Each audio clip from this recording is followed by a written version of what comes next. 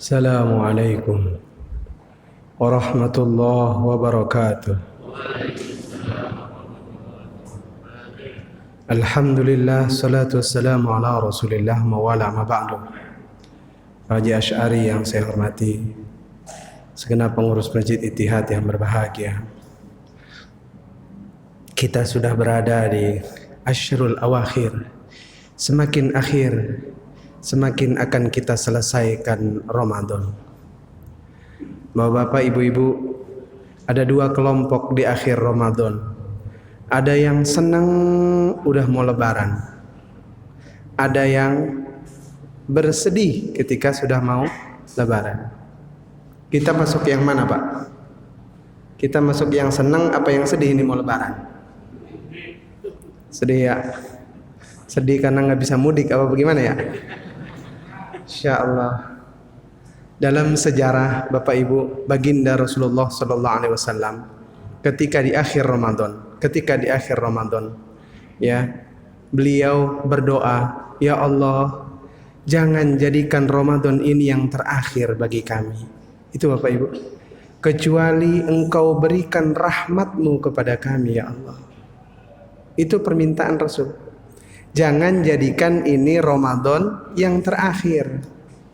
Kalau ingat ini, Bapak Ibu, kita ingat apa? Kita ingat tawaf wada dan haji ataupun tawaf wada. Ya, ketika mau pulang ke tanah air, kan kita tawaf itu.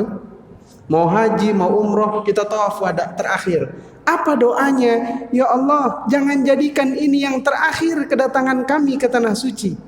Kita minta itu. Kita kangen, kita pengen datang lagi beribadah ke tanah suci.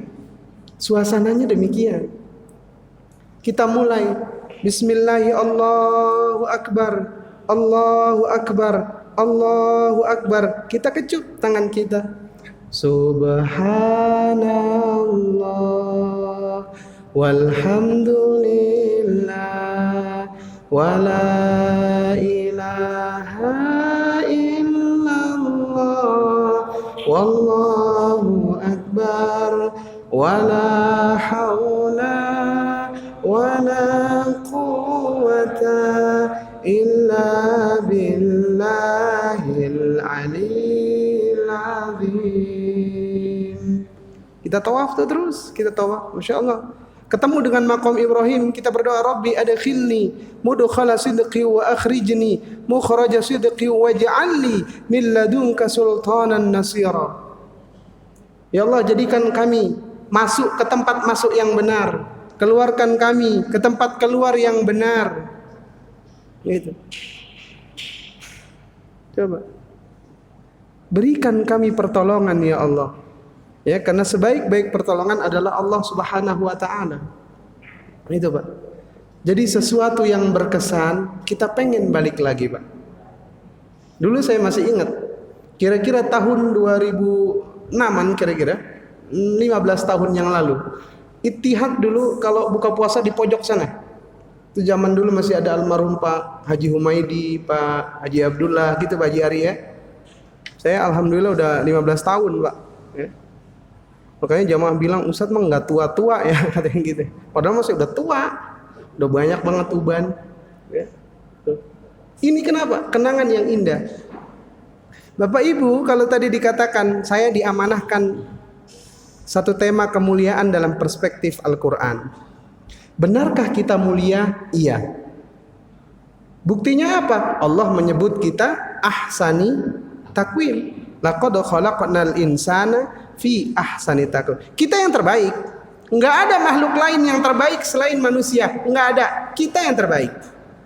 Lalu karena kita mulia, Allah katakan di Quran, walaqad karramna bani Adam wa hamalnahum fil barri wal bahri wa razaqnahum minat thayyibat.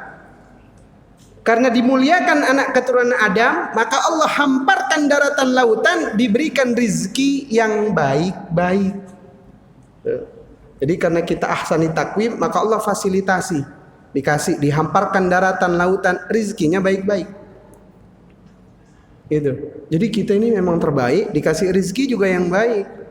Makanya belajarnya, madrasahnya sebulan.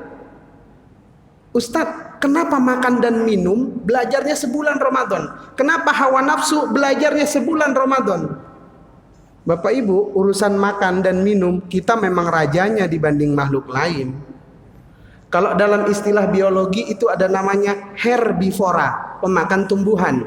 Ada karnivora, pemakan daging. Ada omnivora, makan daging dan tumbuhan. Sekarang saya tanya, nah kita masuk yang mana Pak? Omnivora. Kalau ada istilah di atas omnivora, yaitu kita. Semua kita makan. Kadang teman aja makan teman. Iya. Siapa Pak? Ini saya contohkan sederhana. Mudah-mudahan nggak lebih dari 15 menit.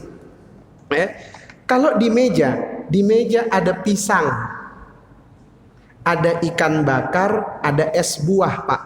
Mohon maaf. Ya, ada pisang, ada ikan bakar, ada es buah. Ini mohon maaf nih, kalau kera Pak, kera naik ke meja yang diambil pisang.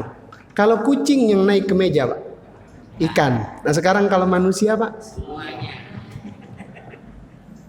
madrasah kita sebulan Pak.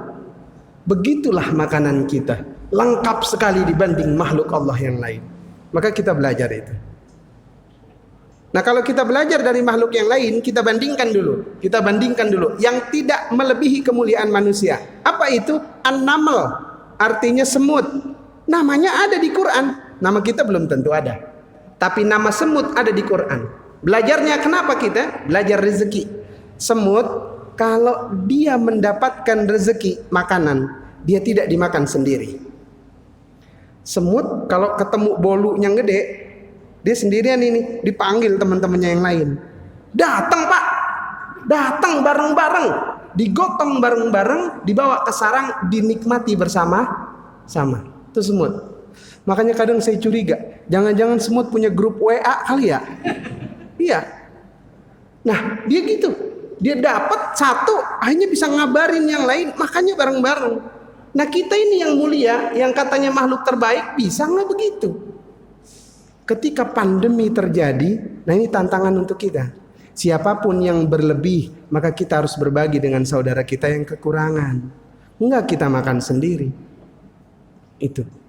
Yang pertama, yang kedua, belajarnya dari mana madrasahnya? Kalau tadi makan dan minum, ya sekarang hawa nafsu.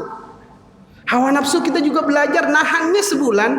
Apa yang susah dari hawa nafsu? Quran menjelaskan zuyyina lin-nasi hubbus syahawat minan nisa. Godaan yang terbesar itu adalah pasangan perempuan. Godaan terbesar itu perhiasan dunia, godaan terbesarnya perempuan. Maka diajarin kita menjaga hawa nafsu selama sebulan. Belajarnya dari siapa Ustaz? Nabi Allah Yusuf alaihi salam. Wa ma ubarri'u nafsi innan nafsa la'ammaratun bisu'i illa ma rahima rabbi inna rabbi ghafurur rahim. Awal juz 13 surat Yusuf. Apa kata Yusuf? Hampir saja saya tergoda. Kenapa? Manusiawi Pak. Yusuf adalah seorang laki-laki yang tampan. Ya, pemuda yang tampan digoda oleh wanita cantik bernama Zulaikha. Itu di Timur Tengah Pak, Zulaikha. Di Betawi jadi Juleha. Iya. Iya, memang gitu. Itu namanya lahjah Pak. Di Arab Saudi namanya Ahmad. Di Turki jadi Mehmed. Di Betawi jadi Mamat, di Sunda jadi Memet. Tuh, itu namanya lahjah. Dia berada di dalam kamar, digoda wanita cantik ini, masuk ke dalam. Hampir saja dia tergoda.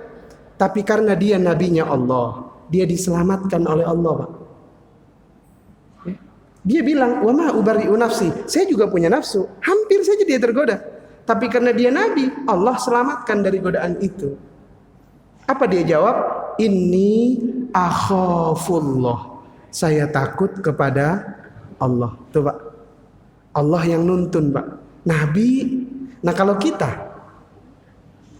Pak, kita ada di dalam kamar nih. Perempuan cakep masuk. Ya Pak. Perempuan cakep nih masuk ke dalam. Kita mau bilang akhafullah apa barakallah? Ayo. Ini nggak main-main Pak. Nggak main-main. Maka belajar dari itu. 1 bulan lamanya mengekang, makan, minum, dan hawa nafsu. Agar apa? Kita benar-benar terbukti ahsani takwim. Itu Pak. Ini udah 10 menit nih. Ya, saya kalau kelamaan diomelin. Ya, jadi itu. Jadi kemudian karena manusia tadi ahsani takwim, dia kemudian diberikan kemuliaan rezeki yang bersih, rezeki yang halalan thayyiban, Allah ingin siapkan manusia untuk benar-benar pantas dipanggil khalifah. Jadi kalau di Al-Baqarah itu ada sebutan kita, inni ja'ilun fil ardi khalifah. Kita adalah pemimpin, Pak. Kita yang mimpin, bukan makhluk lain. Allah enggak nyuruh malaikat untuk memimpin dunia, enggak. Allah enggak nyuruh iblis, jin untuk memimpin dunia, tidak. Kitalah yang diberikan kesempatan oleh Allah untuk memimpin dunia ini. Tapi kita belajar, Pak, dari Nabiullah Adam alaihissalam dan Siti Hawa, penghuni surga yang Allah berikan fasilitas di dalamnya, tapi Allah katakan, ya Adam, silahkan nikmati semua fasilitas surga, tapi jangan dekati yang ini. Semua boleh, yang ini jangan dekati. Wala taqraba hadhihi syajarah fatakuna minadz zalimin. Ini 2 kundi jangan dekati. Kalau kau dekati kau akan zalim. Itulah kita manusia. Dia pun mendekati dan akhirnya dia makan itu. Lalu kemudian dia dikeluarkan dari surga. Ya Pak, hanya gara-gara satu. Hanya gara-gara satu kesalahan, Adam dan Hawa dikeluarkan dari surga. Satu kesalahan, Pak. Salah kita berapa banyak? Iya, salah kita berapa banyak? Ya, jadi belajar dari itu. Kita juga ingin berada di surganya Allah. Nah, benar Adam dan Hawa melakukan kesalahan. Allah turunkan ke muka bumi, dia beristighfar, dia bertaubat kepada Allah. Begitulah kita seharusnya berbanyak bertaubat, berbanyak mohon ampun pada Allah Subhanahu wa taala agar kita pantas suatu saat nanti berada di surganya Allah Subhanahu wa taala. Astaghfirullah rabbal baraya. Astaghfirullah minal khataya. Sekali lagi. Astaghfirullah rabbal baraya. Astaghfirullah minal khataya. Terima kasih, kurang lebih mohon maaf. Assalamualaikum warahmatullahi wabarakatuh.